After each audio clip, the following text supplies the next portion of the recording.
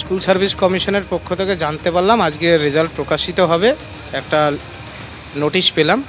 কিন্তু যখনই আমরা দেখতে গেলাম যে সার্ভার ক্র্যাশ করে গেছে, কোনো সাথী এসএসসি 2016 প্যানেল বা নতুন চাকরি প্রার্থী কেউই রেজাল্ট দেখতে পাচ্ছেন না। স্কুল সার্ভিস কমিশনের যে ওয়েবসাইট সেটা বসে গেছে, আমরা রেজাল্ট দেখতে পাইনি। যারা পরীক্ষা দিয়েছে কারোর সঙ্গে যোগাযোগ করেছেন? অনেকের সাথে যোগাযোগ করেছি, কেউ দেখতে পাননি, এখনো পর্যন্ত কেউ দেখতে পাননি। যদি সত্যি রেজাল্ট যেটাকে আমরা বলি যে you are called for interview or not, called for verification or not, কিন্তু সেই জিনিসটা এখন মোটেও হচ্ছে না। এটা যেটা হচ্ছে এটা জাস্ট খালি একটা আইওয়াজ চলছে, জাস্ট খালি তুমি 60-এ কত পেয়েছো, আরে বাবা 60-এ তো আমরা কত পেয়েছি তা আগেই জানি। তো এখন আর এটাকে নতুন করে দিয়ে আমার তো মনে হয় এটা জটিলতা বাড়ানো ছাড়া কিছু নেই। কারণ ধরুন আমি ধরলাম যে 60-এ কেউ হয়তো 50 পেয়েছে বা 48 পেয়েছে, সে জানে আমি 48 পাবো কি 50 পাবো, কিন্তু দেখা গেল তার মার্কস কম হয়ে গেছে, 46 হয়ে গেছে, তাহলে সে কি চ্যালেঞ্জ করবে না? তাহলে যদি চ্যালেঞ্জ করে সেটা আবার জটিলতার মুখে পড়তে চলেছে, এটুকুই বলতে পারি। সার্ভারে ভীষণ প্রবলেম থাকার কারণে এখনও অনেকেই এই রেজাল্ট দেখতে পায়নি। তো এসএসসির সঙ্গেও কথা হয়েছে, তা কাজ চলছে, তারা দ্রুত এই সমস্যার সমাধান করবে। এবং যতক্ষণ পর্যন্ত না আমরা যারা 2016 এসএলএসসির আনটেন্টেড টিচাররা পর্যাপ্ত ডেটা কালেক্ট করতে পারছি, ততক্ষণ আমরা এই বিষয়ে কোনো প্রতিক্রিয়া দিতে পারছি না। আমরা এই সার্ভার ঠিক হওয়ার পরেই আমরা জানতে পারবো যে আমরা আমাদের জায়গায় ফিরতে পারছি নাকি পারছি না। যদি পারি তাহলে কি, বা যদি না পারি তাহলে তার ব্যবস্থা কি, বা আমরা কি করব, আমাদের কি প্রতিক্রিয়া থাকবে, সবটাই আমরা দেব তখন যখন আমাদের প্রত্যেককেই তাদের প্রাপ্ত নাম্বার দেখতে পাবে। তাই আমাদের এখন অপেক্ষা করা ছাড়া এই মুহূর্তে আর কোনো উপায় নেই। একাদশ দ্বাদশ শিক্ষক নিয়োগের ফল প্রকাশ এসএসসির, আর এই রেজাল্ট আউটের পরেই পোস্ট করেছেন শিক্ষামন্ত্রী ব্রাত্য বসু। প্রতিশ্রুতির পূর্ণতা, চাকরিহারাদের উদ্দেশ্যে রাজ্য সরকারের আন্তরিক বার্তা যে পোস্ট করেছেন শিক্ষামন্ত্রী, সেই পোস্ট রেখেছি আপনাদের সামনে।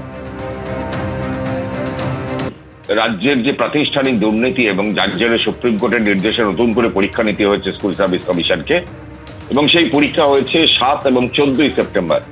14 সেপ্টেম্বরের যে পরীক্ষা হয়েছে একাদশ দ্বাদশ অর্থাৎ উচ্চ মাধ্যমিক স্তরে শিক্ষক নিয়োগের যে পরীক্ষা, সেই পরীক্ষার ফল আজকে 9:30টার পর স্কুল সার্ভিস কমিশন তার ওয়েবসাইটে আপলোড করেছে। এবং দেখা যাচ্ছে যে পরীক্ষার 54 দিনের মাথায় ফল প্রকাশ করেছে school service commission. School service commission 9:30টার পর জানাচ্ছে যে এই তালিকা আপলোড করা হয়েছে। যদিও এই তালিকা দেখে কোন পরীক্ষার্থীরা কত মানে তারা সুযোগ পাচ্ছেন কিনা, বা যারা চাকরি হারা, যারা এতদিন ধরে রাস্তায় আন্দোলন করেছেন, যারা হকের চাকরির দাবিতে তারা রাস্তায় নেমেছিলেন, তারা চাকরি পাচ্ছেন কিনা, এটা আজকের ফলাফলে স্পষ্ট হবে না। কারণ স্কুল সার্ভিস কমিশনের যে ফলাফল আজকে প্রকাশিত হয়েছে তাতে কোনো তালিকা দেয়া হয়নি। সংশ্লিষ্ট পরীক্ষার্থী অর্থাৎ যে পরীক্ষার্থী পরীক্ষা দিয়েছেন সেই পরীক্ষার্থী কমিশনের ওয়েবসাইটে লগ ইন করে রোল নাম্বার দিলে একটা ভিউ বাটন পাওয়া যাবে, এবং সেখানে পুশ করলে সংশ্লিষ্ট পরীক্ষার্থী তার নিজের নম্বর দেখতে পারবেন। অর্থাৎ পূর্ণমান 60 নম্বরে তারা পরীক্ষা দিয়েছিলেন, এবার ওএমআর সিটে পরীক্ষা দিয়েছিলেন, ওএমআর সিটের কার্বন কপি তারা বাড়িতে নিয়ে যেতে পেরেছিলেন, অনেকটাই তারা জানতে পেরেছেন আগে থেকেই যে কত নম্বর পাবেন।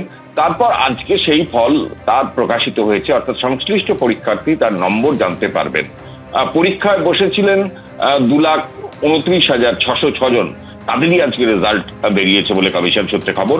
এবং যেটা জানা যাচ্ছে এরপর একটা নথি পরীক্ষা শুরু হবে, অর্থাৎ ডকুমেন্টস ভেরিফিকেশন, সেটা শুরু হবে 17 নভেম্বর থেকে স্কুল সার্ভিস কমিশন জানাচ্ছে। এবং আজকে যে একাদশ দ্বাদশের ফল প্রকাশিত হয়েছে সেখানে শূন্যপদ 12,514, কিন্তু একটা সমস্যা তৈরি হয়েছে, যেটা যারা পরীক্ষার্থী তাদের একটা বড় অংশ তারা দাবি করছেন যে সন্ধ্যের পর থেকে তারা ফল প্রকাশিত হবে এই খবর শুনছিলেন, কিন্তু 9:30টার পর স্কুল সার্ভিস কমিশন জানাচ্ছে যে তালিকা আপলোড হয়েছে, কিন্তু তারপরেও সেই ওয়েবসাইট কিন্তু খোলা যাচ্ছে না। অর্থাৎ এই যে 2,29,606 জন তাদের রেজাল্ট একসঙ্গে তারা দেখছেন বলে কমিশন সূত্রে যেটা দাবি করা হচ্ছে, সেটা হচ্ছে ওয়েবসাইট কিন্তু ওয়েবসাইট কিন্তু বসে যাচ্ছে, খোলা যাচ্ছে না। কিন্তু একটা প্রশ্ন অবশ্যই থাকছে যে উচ্চ মাধ্যমিক যেখানে প্রায় 6 লাখ বা মাধ্যমিকে 10 লাখ ছাত্রছাত্রী পরীক্ষা দেয়, তাদের রেজাল্ট অনলাইনে দেখার একটা স্কোপ আছে, তারপরেও কেন রেজাল্ট দেখা যাচ্ছে না?